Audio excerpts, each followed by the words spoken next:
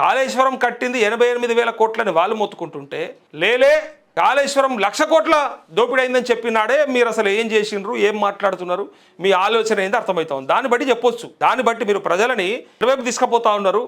పూర్తిగా అందులో అవినీతే జరిగింది, అక్రమమే జరిగింది అయితే మరి అక్కడ ఉన్నటువంటి బ్యారేజ్ లేదా అక్కడ ఉన్నటువంటి రిజర్వాయర్లో అక్కడ ఉన్నటువంటి ప్రాజెక్టు మరి ఉన్నట్ట లేనట్ట ఉత్తగానే ఉన్నదా అది? మరి ఎందుకోసానికి లేనివి కల్పించి అబద్ధం అని చెప్పి ఇలా నేను దాసోజు శ్రవణ్ అనుకుంటా ఆయన్ని ఎమ్మెల్సీ మాట్లాడిండు.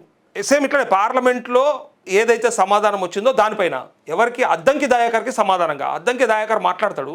ఇలా రైతు భరోసా రాలేదని మాట్లాడుతున్నారు కదా, ఎవరి పాపం వల్ల రాలేదు, ఎవరి తప్పిదం వల్ల రాలేదు. 8 లక్షల కోట్ల అప్పు చేసి రాష్ట్రాన్ని నాశనం పట్టినటువంటి కేసీఆర్ తప్పు లేదా అని చెప్పి ఆయన ఆవేశం మనందరికీ ఎరక బ్రహ్మాండంగా స్పీచ్ ఇస్తాడు. కానీ సబ్జెక్ట్ ఏముండదు, కంటెంట్ ఏముండదు అని ప్రజలే అంటుంటారు నాకంటే మొదలు. కానీ దాసోజు శ్రవణ్ పర్ఫెక్ట్ గా ఈట్ కా జవాబ్ పత్తర్ సే దేంగే అన్నట్టు బరాబర్ సమాధానం ఇచ్చాడు. ఎట్లా ఇచ్చిన సమాధానము? పార్లమెంటు నివేదిక, కేంద్ర ఆర్థిక శాఖ నివేదిక, కాగ్ ఇచ్చినటువంటి నివేదిక ప్రకారంగా 3.5 లక్షల కోట్ల అప్పు మాత్రమే ఉంది.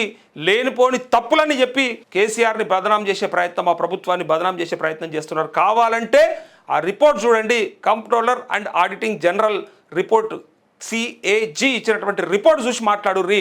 ఆ రిపోర్ట్లో 3.5 లక్షల కోట్లు మాత్రమే అప్పున్నది అని చెప్పి దాసోజు శ్రవణ్ ఇచ్చిండు సమాధానం. అయినా సిగ్గు రాదు, అయినా బుద్ధి రాదు, అయినా అది ఒకటే మనకు దొరికింది ఒకటే, కాళేశ్వరం. ముంచిండు నాశనం పట్టి